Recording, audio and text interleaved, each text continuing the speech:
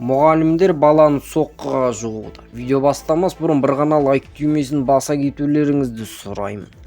Ақтауда математика пәнінің мұғалімі 5-ші сынып оқушыларының қолын сермеп қорқытқан. Мұғалімнің әрекетін оқушылардың бірі видеоға түсіріп алған.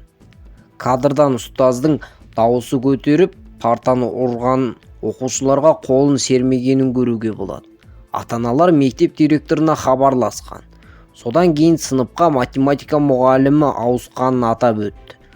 Мұғалім балалармен жұмыс істеуді жалғастыруда. Оны жұмыстан шығарған жоқ. Ал тіпті директор айтқанына әрең кешірім сұрады. Ол өзінің кінәсін мойындамайды. Мұндай қақтығыстар басқа сыныптармен де болған, деп атады ата-аналар.